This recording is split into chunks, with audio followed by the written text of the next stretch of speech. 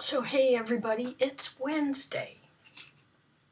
I have been meaning, actually, a year and a half ago, I meant to tell you that I had seen in the Globe and Mail, and it wasn't really an ad and it wasn't an article, it was a posting, I guess you'd call it, by a group of people in the United States who had started a class action suit against Skechers. Skechers makes shoes, and Skechers made a promise that one of their shoe lines would tone your legs because it had a curved bottom. And when I was in Hong Kong, I had purchased a pair of these Skechers toner shoes, exercise shoes basically. And they were something to get used to because the bottom is more like a bow rather than a flat. And I didn't like them very much, but I did use them in Hong Kong because they were better than sandals in many cases. Anyway, I saw this thing posted by whatever the law firm that had the class action suit, or it started it. And they were saying, just add your name to our lists if you bought a pair of these shoes.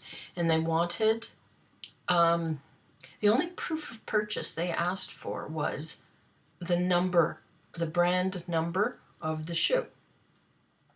And how or why I even had the box still with the receipt in the box from Hong Kong, I have no idea. I can't imagine putting a shoe box in my luggage to go home, but I obviously did.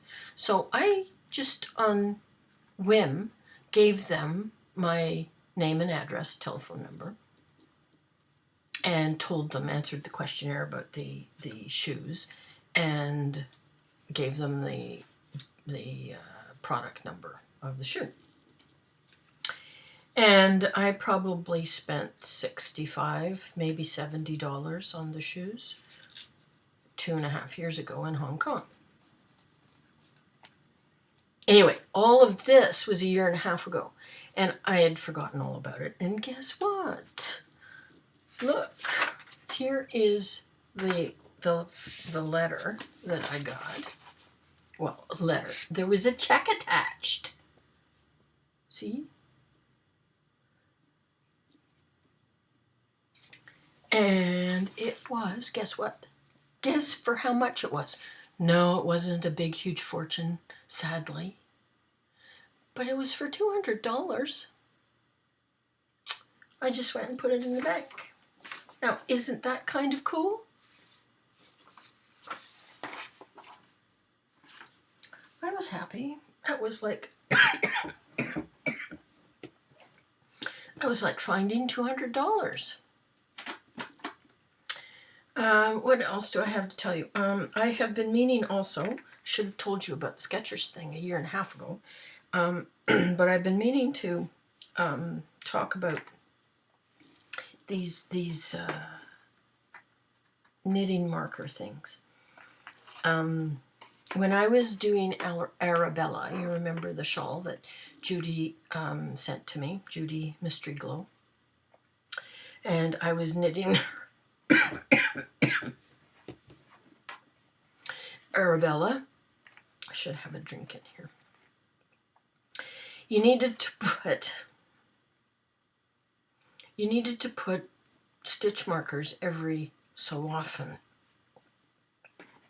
And it was fine yarn, and my stitch markers were those little plastic things, you know, the ones I mean.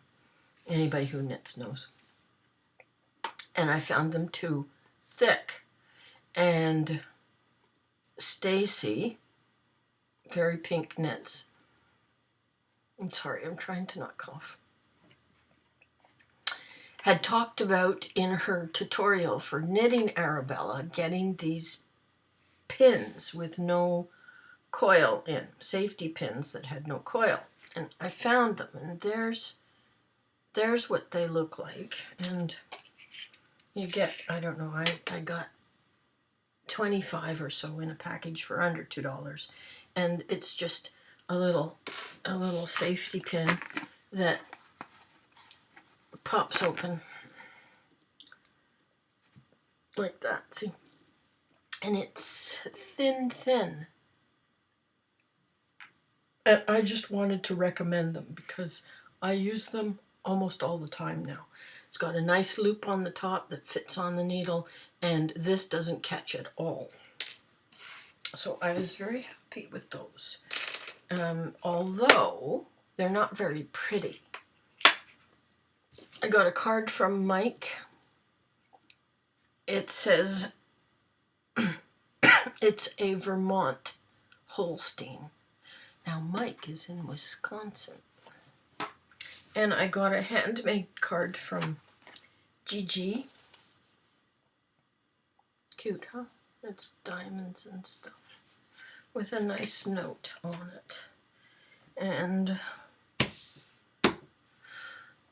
that's all the show and tell I have. I don't have any more. I haven't been knitting very much.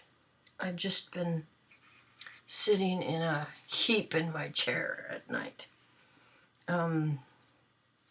I have gone to my London Pen Club. The first time I went, which I told you about, I had a coughing spasm and thought I was going to die. Then the next week, because they meet every Saturday morning, between actually 8 in the morning, what person goes to a thing at 8 o'clock in the morning on a Saturday? Not me.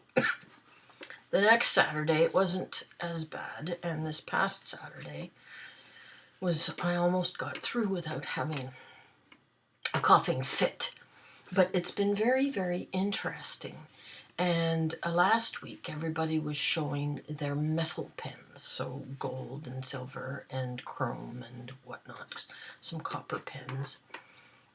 And it was all very interesting. And I'm glad I started going because one of the members who used to have a pen store here in London, whose father opened Peel Pen Shop in Montreal in, I don't know, the 30s or something, he had to close his shop in London because the drive or the demand for fountain pens is not very big these days. But he sells out of his house, and it's a limited sort of inventory, but he does have some vintage pens that have interested me, and he's going to bring some next week so I can have a look at them. Plus, he repairs pens, and he's fixing for me at what I thought was a fairly reasonable cost my mother's Schaefer snorkel pen, which I'll show to you after I get it back. And it had broken. It sucks ink up a sort of like a periscope that, or actually, I suppose a better image would be like a hummingbird's beak, actually, and you pull ink up through this needle thing into the barrel of the pen, and then you turn a knob and the needle retracts back into the pen. And my pen had lost its vacuum seal, so the inner sac probably had deteriorated into crumbles. And to get into it, it's kind of complicated because it's got a vacuum seal. And anyway, he's fixed it and restored it for me. And the pen is probably, I'm guessing that my dad gave it to my mother when I was born, give or take. It doesn't matter. It's from the 50s anyway. So I'm very happy to, or I will be very happy to have it working and functioning again. So it's definitely vintage. My old bones are vintage now. Anyway, I'm going on Saturday, and I will have a look and see what they have, and it should be interesting. I'm happy to go. I was the only woman last week, though. As if I care. Men are easier to get along with, Melissa sent me a nice note yesterday on email. I will answer that, Melissa. I'm happy James is retired and at home. I hope all goes well. And I've been communicating a lot on email with Judy, which is always very nice. It's extraordinary, the friends that you meet here on YouTube. Anyway, make a vlog. If I can, so can you. That's it, that's all.